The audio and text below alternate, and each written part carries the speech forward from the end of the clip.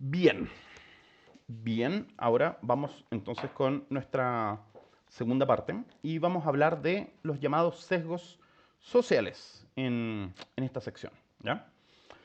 Ahora, en realidad no es estrictamente hablando sesgos sociales. De hecho, quizás el título debería ser sesgos multidimensionales, ¿ya?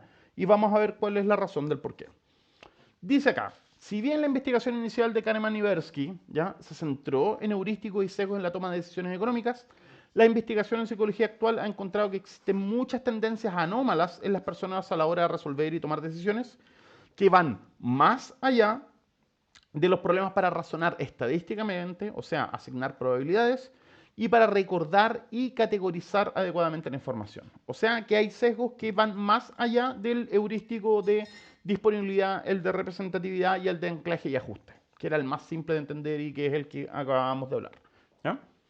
Es importante tomar en cuenta que muchas distorsiones o sesgos del razonamiento no solo se deben a factores en la cognición individual, sino que además su autoimagen y su relación con los demás. Cuando hablamos de autoimagen estamos hablando de la capacidad de autoevaluarse, estamos hablando de la autoestima, estamos hablando de la autoevaluación en términos morales, en términos epistémicos. Qué tan inteligente uno cree que uno es o qué tan buena persona uno cree que uno es. ¿Ya? A estos sesgos los llamamos sesgos sociales. Y estos sesgos son especialmente peligrosos cuando es necesario trabajar en equipo. ¿Ya? Vamos a revisar una batería de sesgos y vamos a dejar hacia el final como tarea el revisar un sitio en particular que vamos a revisar. ¿Ya? Entonces vamos a ir uno por uno. Primero, sesgo de confirmación. ¿Ya? El sesgo de confirmación, es probablemente el que más uno ve cuando uno se informa a través de Internet. Sobre todo cuando uno se informa a través de redes sociales, Twitter, Facebook, cuando uno se informa a través, por ejemplo, de las cosas que le llegan por WhatsApp a uno, ¿ya? Pero también dependiendo de los medios de comunicación en los que uno se informe, dependiendo del canal, del diario, del editorial, etc. ¿Ya? Y el sesgo de confirmación es la tendencia que tenemos naturalmente de favorecer la información que confirma nuestras propias creencias o hipótesis. Y viceversa, es también el hecho de que tendemos a rechazar o a resistirnos a aceptar la validez o la verdad de información que vaya en contra de lo que uno ya cree o lo que uno ya piensa. ¿Ya? O sea, cuando una información está de acuerdo con lo que tú ya crees, uno la va a aceptar fácilmente. En cambio, cuando esa información contradice las ideas que uno tiene o los prejuicios que uno tiene, por lo general uno se pone en la defensiva y uno rechaza esa información, rechaza esa hipótesis. ¿Ya? La gente muestra esta tendencia cuando reúne o recuerda información de manera selectiva o cuando la persona interpreta la información de manera conveniente para ellas mismas, favoreciendo nuestra autoestima moral o intelectual. Diciéndolo de otra forma, favorecemos la información que nos hace sentir más inteligentes y favorecemos la información que nos hace sentir mejores personas a nosotros mismos con respecto a las otras personas. Entonces, cualquier información que me haga sentir a mí que soy más inteligente y que el resto son tontos, o que me va a hacer sentir a mí mejor persona y que los otros son malas personas, va a ser información que yo la voy a aceptar con mucho mayor facilidad que información que contradiga esa idea. ¿Ya? Arturo nos dice, ¿es empezar a ver sesgo de confirmación en todos lados un efecto del sesgo de confirmación? Uf, men, oye, sí, meta, esto puede ser absolutamente meta, ¿ya? O sea, uno básicamente puede caer en sesgos. Me acuerdo que alguien decía algo así como el sesgo de los sesgos, que sería el andar viendo sesgos cognitivos en todas partes, sería en sí mismo también un sesgo cognitivo. Así es que, gracias, ¿ya? Cookie dice acá, Remis, me suena que puede ser el sesgo de confirmación una antigua noción que tengo de que el ser humano es sumamente propenso a ser adicto y en especial a ser adicto a que le digan que sí. Exacto. De eso se trata el sesgo de confirmación. ¿Ya? El efecto es más fuerte en creencias firmemente enraizadas con las que se tiene un compromiso previo a nivel emocional, ya sean creencias religiosas, ideologías políticas, etc.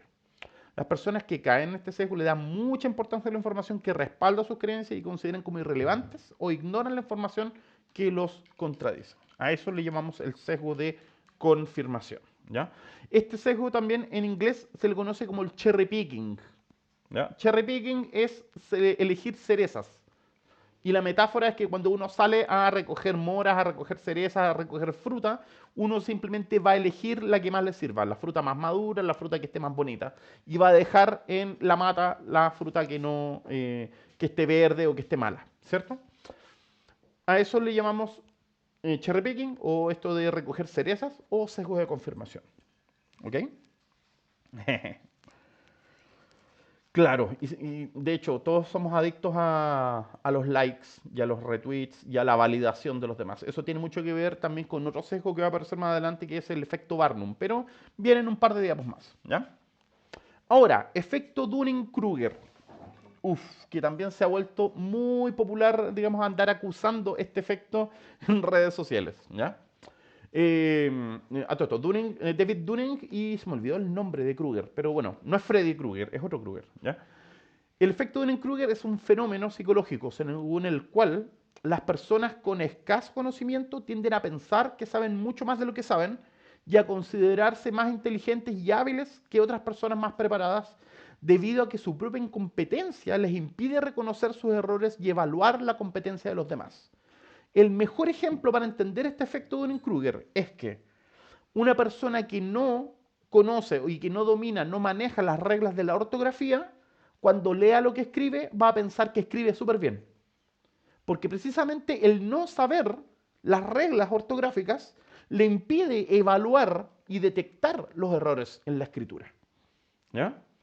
Mientras que una persona que conoce esas reglas de ortografía típicamente va a evaluar su propia escritura y va a encontrar que no escribe tan bien como quisiera escribir, probablemente. Porque tiene herramientas para autoevaluarse. En ese sentido, el conocimiento sirve también para evaluarse uno mismo. Este efecto se ve en un montón de dominios. Por ejemplo, las personas que están recién aprendiendo a jugar ajedrez, si se ponen nota de qué tan buenos son para el ajedrez, se ponen una mucho mejor nota que la gente que tiene más experiencia. Porque la gente que tiene más experiencia ha perdido más veces, se ha equivocado más veces, ha cometido errores más veces y por lo mismo se evalúa de forma más negativa. Diciéndolo de otra forma, entre habilidad y la autoimagen respecto a esa habilidad tienden a ser inversamente proporcionales. La persona menos hábil se considera a sí misma más hábil, mientras que la persona que sí es más hábil se tiende a echar para abajo a sí misma. Y es porque esa persona que tiene más habilidad y tiene más experiencia, precisamente va a ser más dura consigo mismo a la hora de autoevaluarse, porque tiene las herramientas para autoevaluarse. ¿Ya? Fíjense en las implicaciones que tiene esto para, por ejemplo, la formación escolar o la formación universitaria, en que uno pide autoevaluación a los estudiantes. ¿Ya? Aquí alguien se ríe, alguien acá no, no voy a decir quién se está riendo ahí. ¿Cómo? O cuando evalúan a los pares también. Cuando un curso entero son súper porros, pero entre ellos se evalúan, todos se ponen súper buenas notas, ¿cierto? Excepto cuando se caen mal, etcétera. Uf, bueno, sigo con el segundo párrafo, ¿ya? Mm. Mientras la gente con conocimiento real tiende a subestimar su competencia, mientras tanto. El fenómeno fue demostrado por una serie de experimentos realizados por Justin Kruger, era Justin, no era Freddy, ¿viste? Y David Dunning de la Universidad de Cornell. Investigaron un cierto número de estudios que tendían a sugerir que en diversas habilidades como la comprensión de lectura, la conducción de vehículos, o sea, cómo manejar el auto, y juegos como el ajedrez o el tenis, cita, la ignorancia frecuentemente proporciona más confianza que el conocimiento. Ahora, el inverso de esto es lo que también se ha puesto súper de moda hablar de ello en redes sociales este último tiempo, que es lo que llamamos el síndrome de impostor. Y el síndrome de impostor es esta terrible sensación que tienen o que tenemos en el mundo académico personas que teniendo estudios, teniendo experiencia, habiendo investigado, habiendo publicado, habiendo hecho un montón de cosas, sienten que están básicamente ocupando un lugar que no merecen o que no les corresponde. ¿Ya? Si ustedes le preguntan a cualquier profesor universitario, típicamente todos los profesores universitarios, a lo mejor no les van a decir la primera, pero si entran en confianza les van a decir, ¿sabes qué? Yo no sé por qué estoy aquí, siendo que hay gente mucho más capaz, gente que es más seca, gente que con más conocimiento, con más habilidad. ¿Por qué estoy yo acá? Yo soy un impostor, estoy como en una Among Us, estoy ocupando un lugar que no me merezco. ¿Ya? Y es porque precisamente mientras más experiencia y más conocimiento, más duro es uno en el cómo uno se evalúa. ¿Ya? Entonces, cuando hablamos del efecto Dunning-Kruger, que es esto de que las personas con bajo conocimiento y baja habilidad se sienten mejores de lo que son, típicamente las mejores personas tienden a sentirse peores de lo que son también. Y por eso decimos que el conocimiento y la confianza son inversamente proporcionales. Menos conocimiento, más confianza; mayor conocimiento, menos confianza. ¿Ya? Esto también, por ejemplo, le pasa mucho por ejemplo, no sé, yo cuando hacía clases en colegio típicamente encontraba que los alumnos y alumnas con más ansiedad, que tenían más problemas para sentirse satisfechos con su rendimiento y con sus respuestas en las pruebas o con sus trabajos, eran precisamente los mejores alumnos. Los mejores alumnos son los que siempre estaban más inseguros de su propia capacidad y de su propio rendimiento. ¿Se fijan? Entonces, fíjense en las implicaciones de esto. Yo tengo risas acá alrededor, no se escuchan, pero sí, hay gente que dice sí con la cabeza, de que sucede, es 100% real. ¿No? Eso. ¿Estamos claros hasta acá? ¿Vamos bien? Me imagino, espero que sí.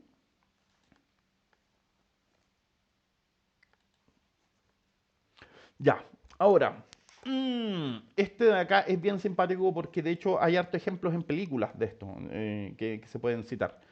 Pensamiento tribal o groupthink, pensamiento de grupo. ¿Ya? Dice, es un término acuñado por el psicólogo Irving Janis en 1972 para describir el proceso en el que un grupo puede tomar decisiones malas o irracionales. En cada situación de pensamiento de grupo, cada miembro del grupo intenta conformar su opinión a la que creen que es el consenso del grupo. En un sentido general, esto parece razonable; sin embargo, puede resultar en situaciones en las que el grupo se pone de acuerdo para llevar a cabo una acción que deberían evitar o una acción indeseable. La definición de pensamiento de grupo es un modo de pensamiento en que las personas adoptan cuando están profundamente involucradas en un grupo cohesionado, un grupo unido. Cuando hacen esfuerzos, cuando los esfuerzos de los miembros por mantener la unanimidad y hacen caso omiso de su motivación para valorar realísticamente cursos de acción alternativos. Es básicamente, ¿estamos todos de acuerdo en esto? Sí, entonces cerramos y cualquier opinión se deja de lado, se deja fuera. El ejemplo que se viene a la mente a propósito de esto de groupthink es, no sé si ustedes se acuerdan, una película que se llama Guerra Mundial Z con Brad Pitt. ¿Se acuerdan de esa película?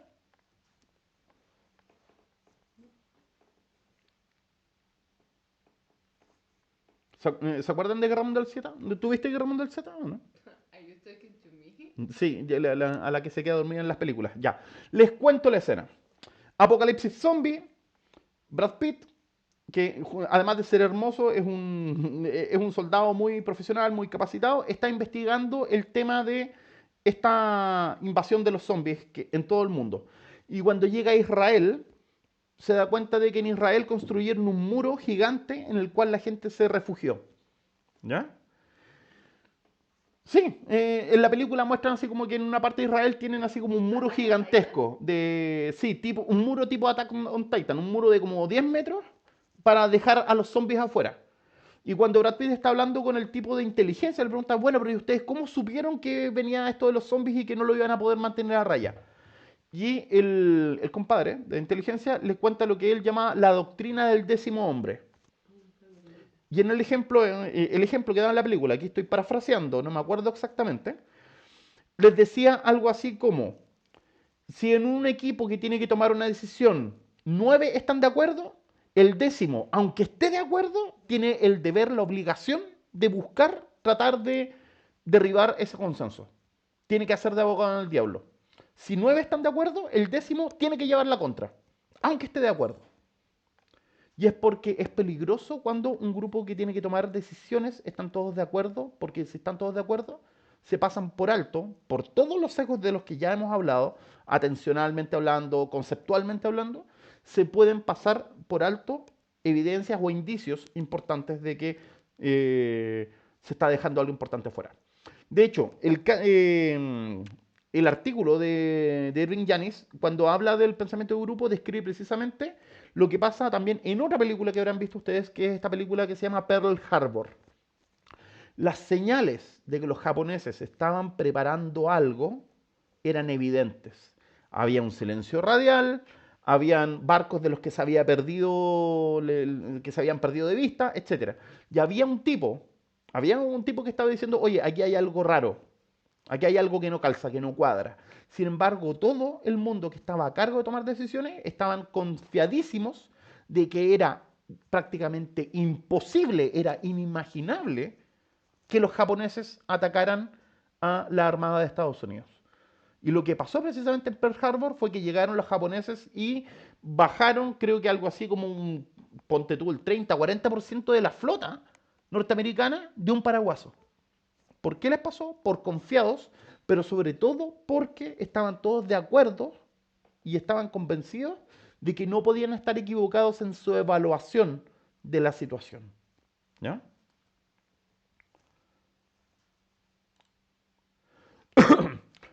Lo que estamos viendo acá, uy, gracias por ese ejemplo. La película 12 hombres en pugna, que hay dos versiones. Hay una versión en blanco y negro, que de hecho la pueden ver en YouTube, y una versión que se hizo en los años 90 para la televisión. 12 hombres en pugna, un breve resumen.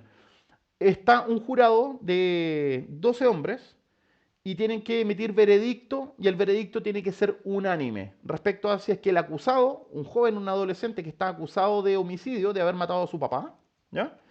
Tienen que emitir un veredicto y el veredicto tiene que ser unánime.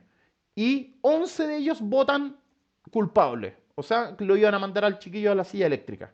Y el número 12, que es nuestro protagonista, que era Henry Fonda, dice no, voy a votar inocente. ¿Y por qué? No tengo idea, pero a mí me parece terrible que estemos todos tan seguros de querer mandar a este chiquillo a la silla eléctrica. Y a lo largo de la película se produce una discusión hermosa y es uno de los mejores ejemplos de argumentación colaborativa que he visto en una película. Así que vayan a ver esa película.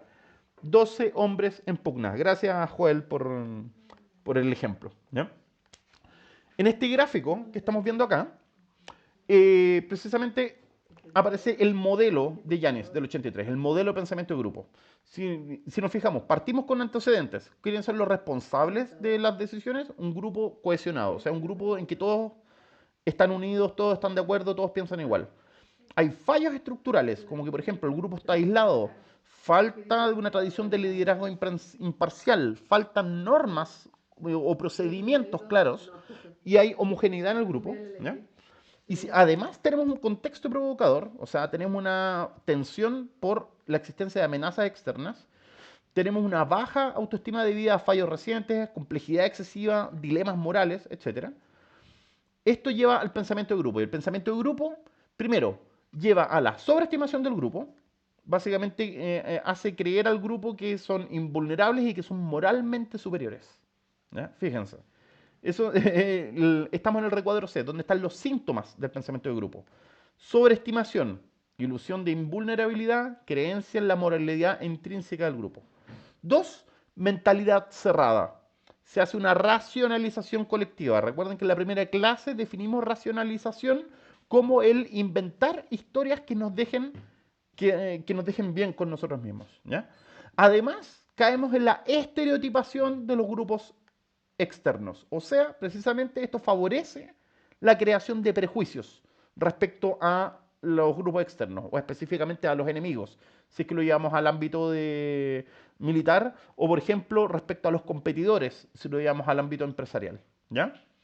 Y además se produce una presión de uniformidad, o sea, autocensura, presión directa y prejuicios. Autocensura es precisamente cuando una persona que tiene una opinión divergente prefiere quedarse callado para no ir en contra del grupo. Y yo acá voy a citar un ejemplo que igual es triste para mí mencionarlo, pero se los cuento. ¿Ya? me acuerdo que en mis años de universidad, cuando se hacía política universitaria, era súper recurrente de que las decisiones que se tomaban en el ágora eran decisiones siempre súper radicales y súper... eh,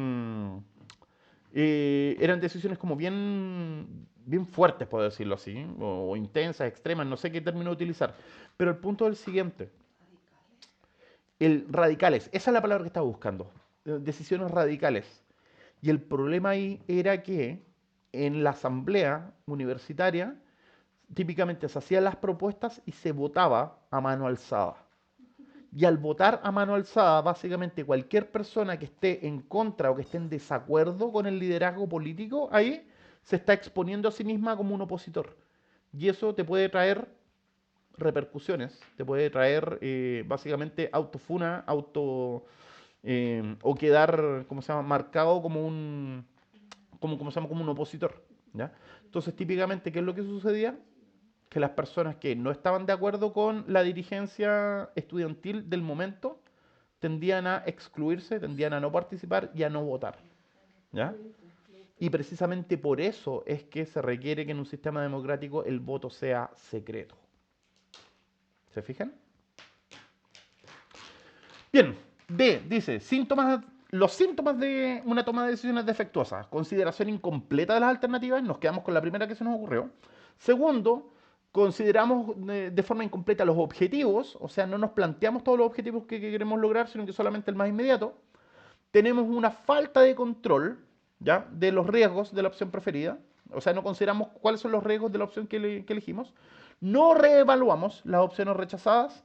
La búsqueda de información es insuficiente y tenemos un sesgo en la selección de la información y falta plan de contingencia. Y eso nos lleva a una bajísima probabilidad de éxito. Y a eso le llamamos pensamiento de grupo o pensamiento tribal. Arturo nos dice acá, claro, implica quedar como opositor, quedar como amarillo, jajaja. Sí, es como, en fin. Eso que no fuiste a usar. Me dicen acá, y eso que no fuiste a la USACH. Uf, ya, pero yo estaba en el Juan Gómez Millas, por amor. O sea, allá tú, ¿cachai? Que también son intensitos. Ya, a ver, me voy a tomar acá un segundo para contar un cuento, contar una historia. Que me acuerdo que de hecho me salió por primera vez en un librito de filosofía que leí que estaba en el colegio y que es la llamada paradoja de Avelin. ¿Ya? Pero lo voy a cambiar lo voy a inventar, ¿ya? Supongamos que hay una familia que está en Rengo, está en Rengo, digamos, tomando unas vacaciones y uno de ellos, ponte tú, el padre de la familia dice, oye, ¿saben qué? Hay una picada de empanadas camino a Pelequén, a la mitad del camino, ¿ya? Y es como que, ¿a ti te gusta la empanada, cierto? Sí, me gustan un poco. Ah, ya, bueno, vamos a... Ya, y entonces ya, el padre le pregunta, digamos, a su esposa, oye, ¿te gusta la empanada? Sí, ya. Bueno, ya, mira, es que hay una picada de empanadas camino a Pelequén, etcétera. Ya, y le pregunta a los niños, que ¿vamos a almorzar empanadas? Y es como que, bueno, sí, quizás, etcétera. Ya, bueno, ya, vamos, etcétera. Y se suben al auto, están aproximadamente 3 cuartos de hora con un calor asqueroso, llegan a la picada es un kiosco de mala muerte, las empanadas están grasientas, son malísimas, ¿ya? Se las comen con muy poca gana y se devuelven obviamente muertos de calor, transpirados, digamos, y con la sensación de que perdieron su tiempo y su paciencia. Y cuando llegan, y uno de los niños dice, oye, ¿sabes qué? Me quiero comer un sándwich porque quedé con hambre porque no me quise comer las empanadas. Y es como, ¿y por qué no te las quisiste comer las empanadas? No, es que no me gustan las empanadas. ¿Y por qué no me dijiste que no te gustaban las empanadas? Es porque yo te vi tan entusiasmado que pensé que tú querías ir. Y la mamá le dice, ya, pero es que en realidad yo no quería ir, yo me quería quedar leyendo acá, pero entonces, ¿por qué fuimos? Ah, porque el papá dijo que fuéramos. Y el papá dice, oye, pero yo creí que ustedes querían salir, que ustedes estaban aburridos acá. ¿Qué fue lo que pasó? Que básicamente por no comunicarse, todos terminaron haciendo algo que no querían hacer. A ese caso se le conoce como la paradoja de Avelin, porque la historia del cuento original tiene que ver con este pueblo, con esta ciudad. ¿Ya? Dice, un grupo de personas toma una decisión sobre una actividad que no está alineada con las preferencias del resto del grupo. La falta de comunicación al resto de los verdaderos deseos individuales lleva a los resultados de la decisión que produce efectos contraproducentes y esto lleva a frustración, enojo, irritación, insatisfacción. Suena como ponerse de acuerdo para la tesis. Uf, me dicen acá, suena como ponerse de acuerdo para elegir que el tema de la tesis, por ejemplo, y de que todos terminan investigando algo que no querían o terminan investigando lo que el profe les dijo que investigaran. ¿A quién no le ha pasado eso? A mí me pasó 2 veces, loco. Que terminé investigando un tema que en realidad no me interesaba tanto, pero fue que ¿cómo se llama? Me enchufaron el tema mis profesores, ¿no? Acá Coque dice, yo fui a la USACH en los 90 y me iba a parar a las asambleas con la pura choreza de kilómetros de calle. Yo también. ¿Sí? Y yo era en esa época todavía no era tan... Ya. Pablo dice, un ejemplo sería Jadwe con el tema de recomendar fármacos para el COVID. Sí, probablemente estamos hablando de un sesgo. ¿De cuál sesgo específicamente? No sé. Yo creo que Arturo nos puede orientar ahí mientras seguimos con los ejemplos que nos quedan. Vamos a pasar rápidamente por creo que nos quedan como 4 o 5 sesgos más, ¿ya? Lo vamos a abordar muy rápidamente y vamos a dar paso a la discusión, ¿ya? Dice acá, efecto de ambigüedad. Nuestra toma de decisiones se ve influida por la cantidad de información que tenemos. En concreto, tendemos a evitar las opciones sobre las que creemos o sentimos que nos falta información. En medicina, tanto los médicos como los pacientes pueden mostrar este efecto de ambigüedad. Los médicos pueden dudar a la hora de recomendar un tratamiento con el que no están familiarizados, aunque sea el mejor tratamiento disponible para el paciente. Los pacientes, por su parte, pueden no estar dispuestos a recibir un tratamiento sobre el que creen que les falta información, por lo que es importante que los médicos se aseguren de explicar su plan de tratamiento recomendado con claridad y sin utilizar lenguaje técnico difícil de comprender. ¿Qué opinas tú respecto a lo que acabo de decir de esto? Que tiene mucho que ver con lo que estábamos hablando recién de cuando hablábamos del caso del cáncer y Solo me del... repitas la parte final porque como que me habló una alumna. Ah, ya, chuta. Dice, te leo. Los médicos pueden dudar a la hora de recomendar un tratamiento con el que no están lo suficientemente familiarizados, aunque sea el mejor tratamiento disponible para el paciente. ¿Cierto o falso? ¿Variable? ¿Variable? Sí, porque tenía al doctor Soto recomendando una hueá que no sirve para nada y que puede matar a las personas. Ya, pero ¿el doctor Soto es un doctor típico o es...? Es un médico. Es Tiene un un médico, título. pero ¿es Tiene típico? título. El otro que tiene en la colita también tiene El título. Neira, Rodolfo Neira, también Sí, es un también médico tiene con título. título. Ya, El que te recomienda comer sano porque comer sano te va a salvar la vida y es queer, también tiene título. ya, pero pregunta, a partir de Y esos 3 ejemplos... ellos se supone que están familiarizados con la medicina. Bueno, ellos hablan de distintos tipos de medicina, pero se supone que están familiarizados tanto con la medicina tradicional o alópata, como la conocemos nosotros, y también Nadie están... le dice medicina alopática a la medicina. La medicina es medicina seca. El concepto mismo de medicina alopática lo Lo sé, inventaron los homeopatas. pero si te estoy diciendo que ellos hacen esa diferencia, no estoy diciendo que yo crea que hay distintas medicinas. Para mí la medicina es una sola.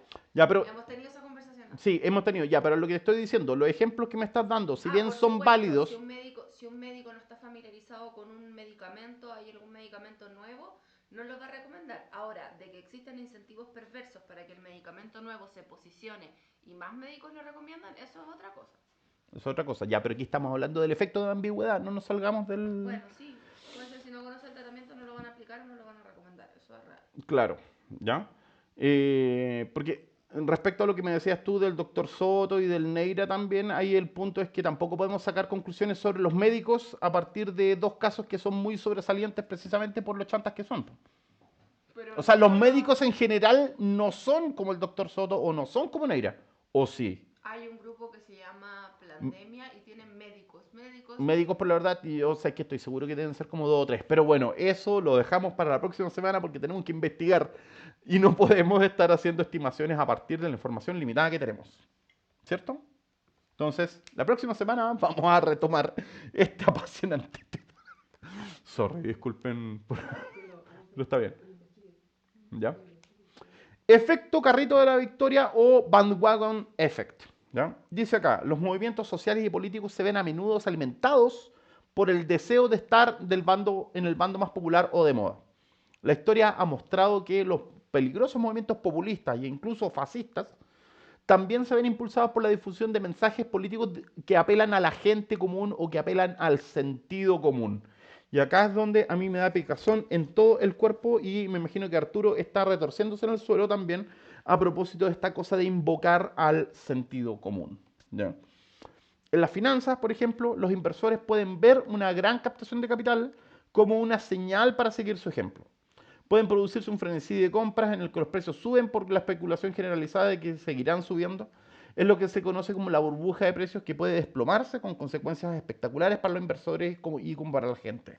Me acabo de acordar precisamente de un caso bien brutal que, ¿te acuerdas cómo se llama el documental de la tipa de Teranos?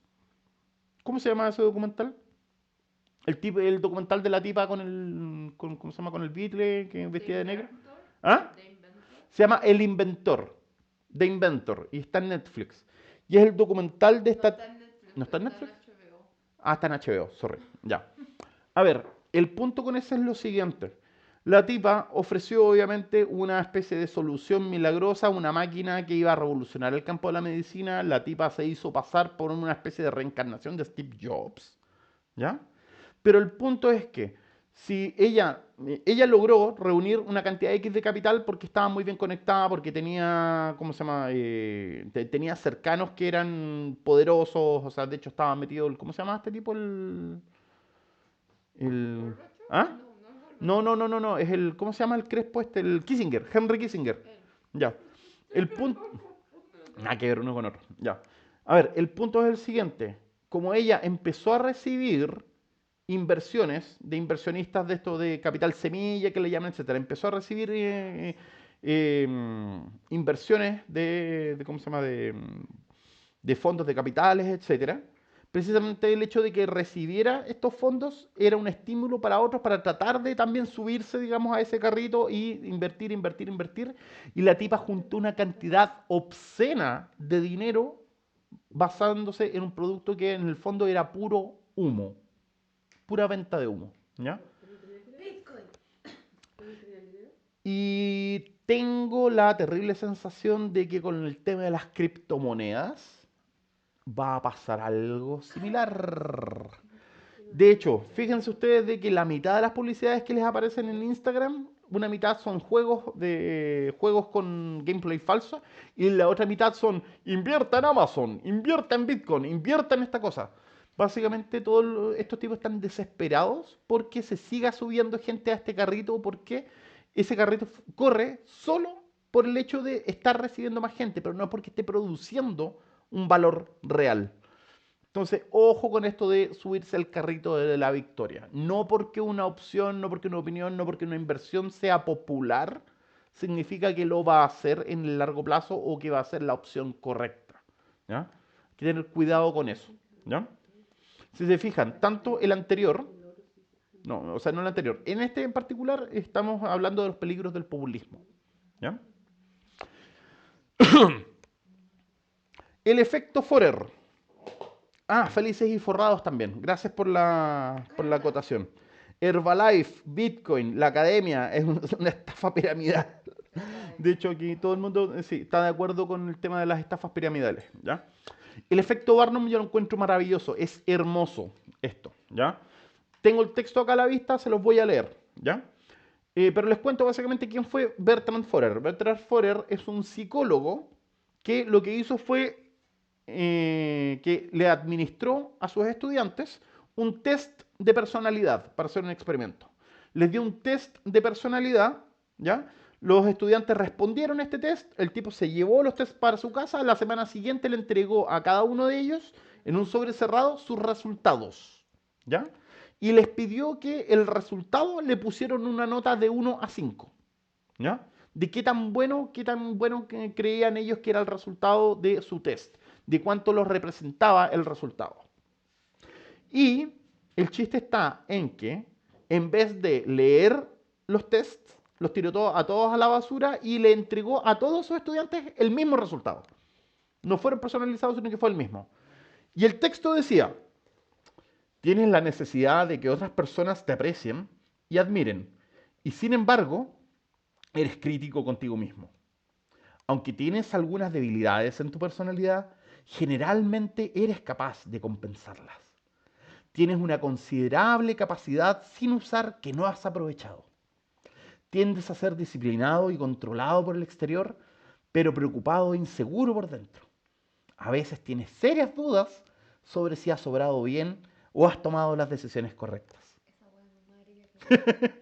Prefieres una cierta cantidad de cambios y variedad y te sientes defraudado cuando te ves rodeado de restricciones y limitaciones. También estás orgulloso de ser un pensador independiente. Eres un pensador crítico.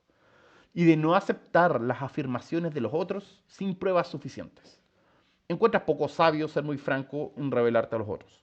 A veces eres extrovertido, afable y sociable, y a veces eres introvertido, precavido y reservado. Algunas de estas aspiraciones tienden a ser bastante poco realistas. ¿No? Como les decía, Forer le hizo un test psicológico de personalidad a todos sus alumnos, no analizó los tests y les entregó a todos el mismo resultado. En promedio tenían que poner una nota de 1 a 5 respecto a qué tan buena era la descripción y todos los chiquillos en promedio le pusieron creo que un 4,2. ¿Ya? ¿Dónde está el chiste? El gran chiste práctico de todo esto es que este resultado es un copy-paste de horóscopos. Es un copy-paste de todos los horóscopos que salieron durante el mismo día, de todos los signos astrológicos al mismo tiempo. ¿Ya? ¿Cómo decir en qué consiste el efecto Forer en palabras más simples? Y básicamente por qué los horóscopos, la gente sigue creyendo en los horóscopos, por qué la gente sigue creyendo en los tarotistas, por qué la gente sigue creyendo en los gurúes, en los adivinos, en Yolanda Sultana, etcétera. Porque básicamente, si a un relato o un cuento, una idea nos hace quedar bien con nosotros mismos, vamos a creer que es mucho más exacto y preciso respecto a nosotros de que si fuera un texto que nos deja mal parados. ¿Ya? Entonces, si se fijan en ese texto, el texto son puras obviedades y son puras cosas que son como contradictorias, que se cancelan mutuamente. ¿Ya? Por ejemplo, a veces eres muy extrovertido, pero otras veces eres introvertido. ¿Ya? Tiendes a ser disciplinado, ¿ya? Tienes una capacidad que no has aprovechado, o sea, puedes ser mejor de lo que ya eres, ¿ya? Si fijan, todo ese texto está diseñado para masajearle el ego a la persona. Entonces la persona va a decir, uy, it me, sí soy, como decimos ahora en Twitter, ¿ya? Como dicen los jóvenes. Como dicen los jóvenes en Twitter, perdón, si uno que es viejito no puede decir estas cosas, ¿ya? Entonces, típicamente mucha desconfianza con Miau Astral y toda esta gente que vende la pescada con horóscopos y cartas astrales. Sabemos que los astros en el cielo tienen escasa o nula eficacia causal en nuestras personalidades y en nuestra vida, excepto si es que nosotros hemos internalizado, precisamente por ser adictos a estos relatos, a estos horóscopos y a estas predicciones, si hemos internalizado el relato, puede ser que tenga cierta influencia. Pero eso ahí se trata de una profecía autocumplida y no de una profecía real. Ojo con ese concepto es súper importante a la hora de cuando uno tiene que evaluar opciones a resolver problemas, a propósito de las profecías autocumplidas. Vamos al siguiente sesgo y vamos a ver cómo este tema es... no, un par de sesgos más adelante. Dice acá, hipótesis del mundo justo se refiere a nuestra creencia de que el mundo es justo y en consecuencia la moral de nuestras obras determina nuestros resultados. Este punto de vista hace que creamos que quienes hacen el bien van a ser recompensados y quienes hacen el mal van a ser castigados, cuando sabemos que esto no necesariamente es el caso. O sea, el hacer las cosas bien, hacer las cosas de forma correcta, no siempre es recompensado adecuadamente y a veces el hacer trampa termina siendo recompensado, ¿ya? Y si hubiese que ponerle un nombre quizás más informal a esta cosa de la hipótesis del mundo, la hipótesis del mundo justo, está precisamente la idea de el qué tan bien pelado o mal pelado está el chancho. Si me perdonan la informalidad, pero estamos a viernes en la tarde y estamos todos cansados, estamos todos con sueño a esta hora, así que, sorry. Bueno, perdón, vuelvo a la formalidad. Dice, variaciones individuales en la fuerza cognitiva de la hipótesis del mundo justo, hasta qué punto creemos que el mundo es verdaderamente justo, y la respuesta a las injusticias aparentes, o sea, racionalizar, ignorar o efectivamente intervenir, ¿ya? Esto se refleja en las opiniones políticas, especialmente en lo que respecta a las actitudes que tenemos hacia líderes políticos, las actitudes hacia las víctimas y las actitudes hacia el activismo social. Si uno cree que el mundo es justo tal y como es menos probable que uno tome conciencia y que uno trate de lograr un cambio. En cambio, si uno cree que el mundo es injusto, uno probablemente va a estar más movilizado o más activo para tratar de lograr cambios, ¿ya? Respecto a esto, insisto, hay toda una discusión que vamos a dejar pendiente para otro día a propósito de las virtudes y vicios del amarillismo, por decirlo así, ¿ya? Y bueno, obviamente voy a dar un puro ejemplo de esta cosa de la hipótesis del mundo justo. No sé si ustedes han escuchado a personas decir que básicamente, no sé, pues cuando una persona tiene un problema ¿cómo se llama? De un problema económico o tiene un problema de salud y escuchan comentarios malintencionados de gente que dicen de que ese problema económico o ese problema de salud la persona lo tiene porque se lo merece. ¿Han escuchado hablar alguna vez algo parecido? Insisto, lo dejamos para la próxima semana para que discutamos al respecto de eso, ¿ya? Respecto a si es que es posible hablar de un mundo justo, porque cuando hablamos justo de mundo, obviamente estamos hablando de fenómenos naturales por un lado, que nosotros estamos acostumbrados a que los fenómenos naturales básicamente suceden porque suceden, no suceden porque tengan una razón o tengan algún tipo de racionalización, ¿ya? O sea, no tiembla más en Chile porque nos merezcamos más terremotos, tembla porque hay placas tectónicas, etcétera, ¿ya? Pero cuando lo llevamos al mundo, por ejemplo, de las relaciones sociales, ¿cómo podemos tratar de hacer esa distinción entre lo que es natural, por un lado, y lo que es socialmente construido por el otro? ¿Ya? Porque precisamente cuando hablamos de justicia, estamos hablando del apasionante mundo de las construcciones sociales y no del mundo natural. ¿Ya? Entonces, insisto, eso es un tema de discusión que lo vamos a dejar para más adelante porque la cabeza no daba tanto a esta hora. ¿Ya? Ley del instrumento, martillo de oro. Aprovecho de mandarle saludos a Gabriel, que ha estado haciendo una hermosa forma de, o sea, tiene un hilo en Twitter. Me refiero ¿cómo se llama? A área de broca, arroba área de broca, que tiene un hilo de sesgos cognitivos y precisamente hace un par de días habló del martillo de oro o el martillo de Maslow. ¿Ya? Dice, cuando adquirimos una nueva habilidad, tendemos a ver oportunidades para usarla en todas partes. Este sesgo se conoce como el martillo de Maslow, en referencia a la cita de Abraham Maslow. Y la cita dice, es tentador, si la única herramienta que tienes es un martillo, es muy tentador tratar todo como si fuera un clavo. O sea, diciéndolo de otra forma, si tú tienes una herramienta favorita, vas a tener la tendencia a utilizar, a aplicar esa herramienta o esa idea, esa teoría, esa habilidad, lo que sea, lo vas a aplicar en todas partes. ¿Ya? Esto es un tipo específico de formación profesional. Nos podemos obsesionar con la idea de utilizar una habilidad o herramienta específica con la que estamos familiarizados. Y al tratar de forzarla, la tarea puede acabar llevándonos mucho más tiempo que si hubiéramos buscado medios alternativos. Además, abusar de ella nos limitará a adquirir otras habilidades nuevas y útiles. Les voy a dar un puro ejemplo nomás. Aquí Arturo sabe de a quién estoy pelando. Me acuerdo particularmente de cierto académico que hacía absolutamente todos sus análisis computacionales usando Excel, en vez de usar SPSS o usar... ¿Cómo? No es malo. Ya, po, pero ¿qué es lo que pasa si es que tratas de ocupar Excel para un problema que Excel no se la puede? ¿De qué año estáis hablando? Porque Excel tiene paquete sorry, pero es que Excel tiene paquete estadístico y tú podías hacer análisis estadístico básico. ¿Qué estaba Análisis de corpus haciendo? lingüístico. Con Excel no, po. No, ya, punto uno. Y además, el análisis de corpus lingüístico no era suficiente para el tipo de análisis o sea, para la tarea. Para la tarea lo que tenían que haber hecho era ocupar Atlas TI, alguna herramienta de investigación para investigación cualitativa, ¿ya? Y no podía hacer... Pero ¿qué es lo que pasa? Como es la herramienta que he usado para todo y siempre la has ocupado y siempre te ha servido, tratar de forzar el Excel, digamos, en un problema en el cual Excel no tiene nada que ver, ¿ya?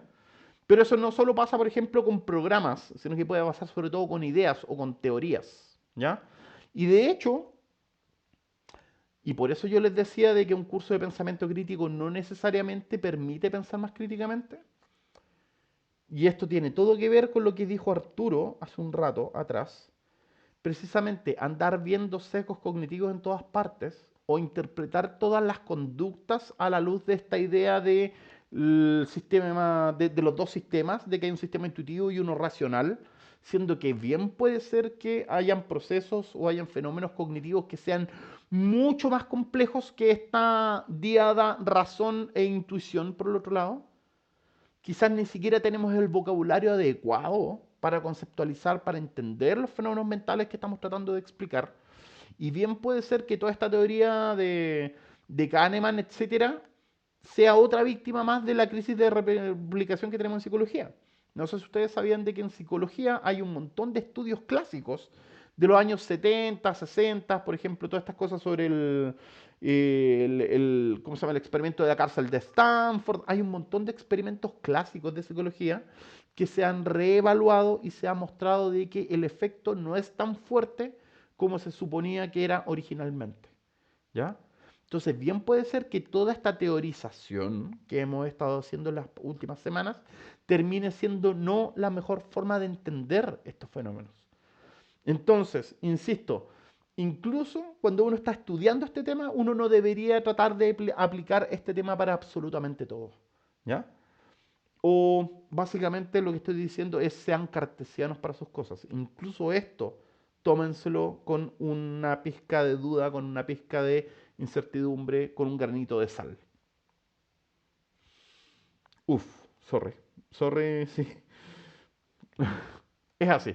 Ya, creo que este es el último, si no me equivoco, y es el efecto Pigmalión, y esto acá, pucha, también, sobre todo en el contexto de pandemia en que estamos, de educación no presencial, es súper brutal este efecto. Dice, cuando alguien tiene una buena opinión de nosotros, nos esforzamos por mantener esa expectativa. Si alguien a quien respetamos o queremos impresionar, como un profesor, un jefe, cree que nos va a ir bien, cree que vamos a tener éxito, eso influye en nuestra propia impresión. Las expectativas positivas nos permiten dar los pasos necesarios para cumplir con esas expectativas positivas. Es probable que nos esforcemos más porque creemos que podemos alcanzar el éxito. Y viceversa, si nosotros creemos que alcanzar el éxito es imposible, es muy poco probable que nos esforcemos, que le pongamos empeño o que tratemos de mejorar. Básicamente las expectativas que los demás tienen de nosotros y las expectativas que nosotros tenemos de nosotros mismos influyen en nuestra capacidad de cumplir o no cumplir con esas expectativas. ¿Ya? O diciéndolo de otra forma, si esperan que te vaya bien, es muy probable que te vaya mejor a que si esperan que te vaya mal. ¿Ya? Es raro, no sucede muy seguido de que pase lo contrario, de que porque todo el mundo cree que te va a ir mal, uno se pica y dice, ya, ¿sabes qué? Y me voy a esforzar el doble, ¿cachai? Para que me vaya bien. Esos son casos extraordinarios. La norma es que si te tiran para abajo, te va a ir para abajo, y si te tiran para arriba, eso te va a ayudar a tirar para arriba. ¿Ya? Este efecto, el efecto Pigmalión, actúa como una profecía autocumplida, ya que las creencias preexistentes hacen que tanto la persona con expectativas como la persona de la que se espera más o menos esfuerzo, aumenta la probabilidad de que se produzca el éxito o aumenta el fracaso. Y esto se ve especialmente en las escuelas, tanto históricamente como actualmente. ¿Ya? Si yo como profesor trato un curso como de que ya estos cursos son tontitos, así que no les tengo que exigir mucho, no les voy a exigir, etcétera, ¿ya? Típicamente va a haber un bajo aprendizaje, va a haber un bajo rendimiento. Si yo por el contrario tengo confianza en que las personas pueden mejorar, tengo confianza en que las personas pueden hacer las cosas mejor, que pueden hacer las cosas bien, típicamente ese puede servir como estímulo para que esa persona, digamos, se esfuerce y efectivamente lo haga. O sea, las expectativas que uno tiene sobre los otros tienen un efecto directo en cómo las personas se sienten respecto a sí mismas, y ese nivel de confianza les puede ayudar a mejorar, y de la misma forma, la falta de confianza puede llevar, digamos, a el fracaso, al no querer participar, al no querer hacer las cosas, etcétera. ¿Ya? Un ejemplo clásico de esto, del efecto Pigmalión, históricamente siempre se decía, porque las carreras tecnológicas y científicas están dominadas por los hombres, porque la mayoría son hombres, significa que las mujeres no son buenas para la matemática y no son buenas para la ciencia. Entonces, a las mujeres no les voy a enseñar ¿cómo se llama? El mismo énfasis, les voy a exigir poco y no les voy a alimentar la ambición por interesarse por la ciencia, por la tecnología y por la matemática, porque las mujeres se supone que son no tan buenas para eso. Siendo que toda la evidencia que tenemos actualmente dice que no, que en realidad esa brecha que existe no tiene causas a nivel cognitivo intrínseco, sino que precisamente están impuestas desde afuera, ¿ya? Y precisamente también por otras razones que podríamos comentar más adelante a propósito del el cómo ciertos contextos, como por ejemplo el mundo académico, tienden a ser súper machistas también, ¿ya? Y tienden a ser machistas, racistas, etcétera, ¿ya? Precisamente porque los prejuicios que existen refuerzan esa percepción que se tiene, digamos, sobre los estudiantes o sobre los colegas, etcétera, ¿ya? Ojo que el concepto clave acá es profecía autocumplida. Muchas veces hay situaciones en las que la creencia que uno tiene condiciona el resultado mismo, ¿ya? Entonces, cuando yo les he dicho no se crean el cuento, resulta que hay contextos en los que sí hay que creerse el cuento. Oye, para de contradecirte, Remy, córtala. Yo creo que por eso es bueno que lo dejemos hasta aquí. Vamos a terminar con esta cita, ¿ya? Dice, el fanatismo y la seguridad dogmática a veces se sustentan en la ignorancia o en evidencias claramente insuficientes. ¿Y por qué el escepticismo, una ardua operación del sistema 2, sigue siendo tan costoso e impopular? No es la inteligencia, sino la racionalidad, o sea, la capacidad de amonestar la parte más vaga en el pensamiento, la propiedad que es capaz de desvelar y en algunos casos domar los sesgos cognitivos naturales. Desde esta perspectiva, una persona racional no es la que tiene la versión del mundo más consistente, ni mucho menos la que es capaz de contar mejores historias. Tampoco es más racional quien rechaza las emociones en nombre de una inexistente razón pura, sino que aquella persona que es capaz de examinar sus propios prejuicios y de asumir que equivocarse es natural. Eso. En síntesis, ¿cómo tenemos que tratar de hacer? Este texto, este punto está de hecho sacado directamente de un sílabus de un curso que impartí hace como 10 años, más o menos. ¿Ya? Básicamente, ¿cuál es el objetivo? Primero, desarrollar la autocrítica, ser capaz de reconocer los propios prejuicios, las influencias y los sesgos que uno tiene. Tratar de ser más objetivo, o sea, basar los pensamientos en la evidencia, y evitar torcer la evidencia para adaptarla al punto de vista que uno tiene, ¿ya? O sea, uno tiene que ser objetivo, tiene que ser imparcial, ¿ya? Tercero, hay que ser intelectualmente honesto, hay que ser capaz de reconocer el error, tratar de evitar los juicios sesgados, o sea, los sesgos, ¿ya? Evitar tergiversar las ideas de los demás o malinterpretar los datos disponibles para satisfacer los propios fines. O sea, por ejemplo, no basarse en evidencia anecdótica, tratar de saltarse eso del, oye, pero yo vi que una vez pasó esto o vi que pasó esto otro, y tratar de ver el big picture, tratar de ver las cosas con imparcialidad y tratar de considerar toda la información que sea relevante y no solo la información que tenemos más fresca en la memoria o la información que nos conviene, ¿no? Además, hay que ser claro, ser sensible al buen uso del lenguaje y evitando la ambigüedad, la vaguedad y otras distorsiones, ¿ya? O sea, de hecho, me acuerdo que Ortega y Gasset siempre decía, la claridad es la cortesía del filósofo. A mí me gusta decir que claridad en sí es cortesía, a secas. Ya sea uno filósofo, uno sea científico, sea lo que uno sea, ¿ya? Y que por el contrario, usar un lenguaje deliberadamente oscuro, pudiendo utilizar un lenguaje más claro, es un signo de deshonestidad intelectual. Y por eso es que no me gusta tanto, digamos, la literatura posmoderna en psicología, etcétera. Bueno, quienes me conocen saben a quién estoy pelando, a qué me refiero. Y por último, ser intelectualmente pluralista, y probablemente esto es lo que más cuesta y esto es lo que más me cuesta, que es abordar los problemas desde varios puntos de vista, valorando el desacuerdo como una oportunidad para llegar a a un mejor resultado o una mejor conclusión. Eso, creo que esto agota la diapo que teníamos. Sí, discusión. Entonces, si me dan un segundo, yo lo que necesito hacer acá un pequeño ajuste. Tengo que ir acá a Twitch. Ah, el sitio es yourbias.is, ¿ya? Ese es como el... Esta acá es la tarea que yo les quería dejar. Que visitaran este sitio. El sitio es Yourbias, Y-O-U-R, B larga I-A-S.is, ¿ya? Y acá van a encontrar una completa, o sea, no completa, pero van a encontrar una breve descripción de otros sesgos cognitivos que no fueron abordados en estas últimas 3 sesiones, ¿ya? Eso, entonces, no sé si es que hay... Quiero venir acá al coso de la discusión. Espérate, panel, estudio de video, aquí. Aquí donde está el... No, mentira, me equivoqué, espérense. De hecho, les estoy mostrando aquí mi canal como si fuera... Ta, ta, ta, ta, tam, tam, pa, para, pam. Y algo muy importante ahí. ¿Qué hay muy importante? Cuéntame. Hace 155 años nació Eloísa Díaz, la primera mujer médica Mm. en Chile y Latinoamérica. Oh, aniversario de Eloísa Díaz. Ya. Muy importante. Entonces, a ver, espero haberme puesto al día con... Espero haberme puesto al día con lo que estábamos conversando, ¿ya? A ver, yo lo que quiero es acá, quiero agrandar esta cosa. A ver, ahí vista previa, preliminar. Y espérate. A ver, voy a eliminar esta vista previa acá. Ya, ahí.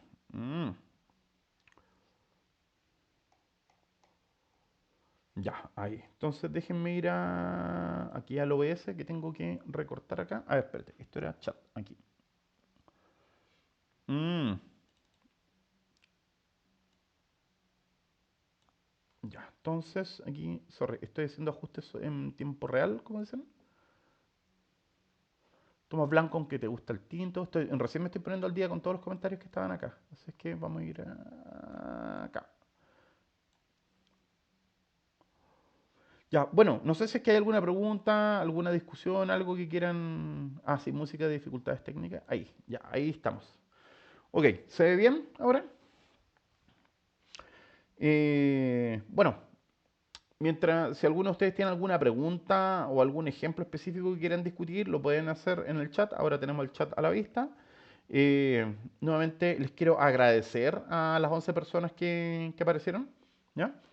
Em, sí, pero... Sí, gracias por la sugerencia, pero lo traté de hacer y no me detectaba la pestaña, o sea, la ventana, cuando lo hice con ese, ¿cómo se llama? No me aparecía como una ventana seleccionable, entonces por eso lo estoy haciendo de esta forma. Bueno, pregunta, ¿qué les pareció? ¿Qué opinan? Si hay algún otro sesgo que les interese, si hay algún ejemplo reciente, porque yo creo que sobre todo en estas últimas semanas están a la orden del día los sesgos cognitivos, ¿ya? Eh, Específicamente, no sé, po, estamos hablando de, por ejemplo, les confieso que yo no vi los debates, ¿ya?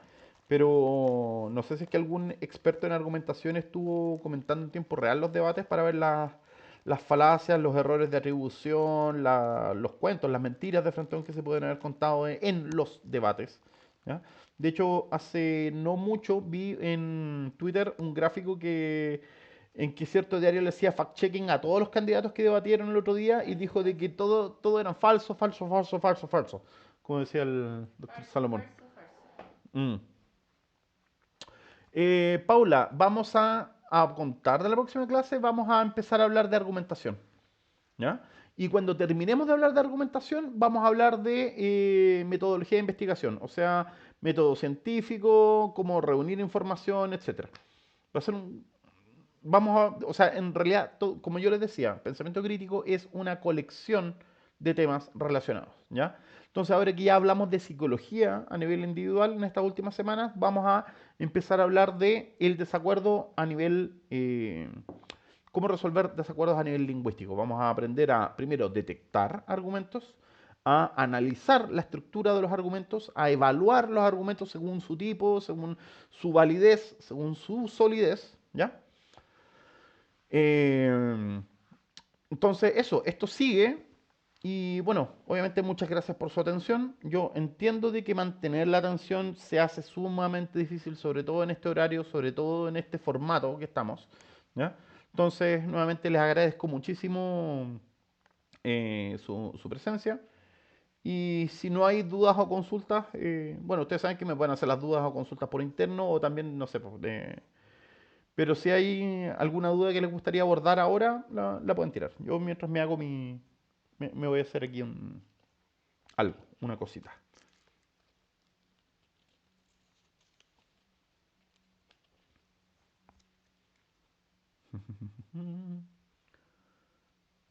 Ah, que agradecen.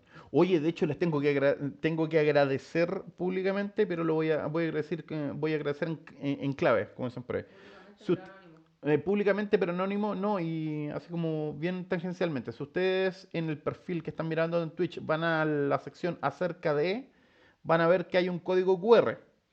No se metan a ese código QR si no están en condiciones de, obviamente no es obligatorio, eso es algo absolutamente voluntario, pero desde ya les agradezco muchísimo a las personas que ya se han manifestado su apoyo a este curso de esa forma.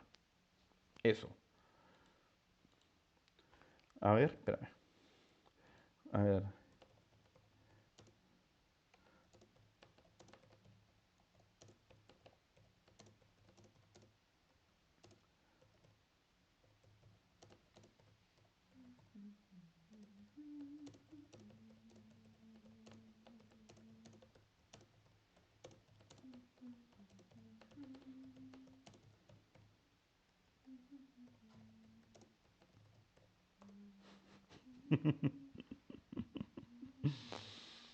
Ya.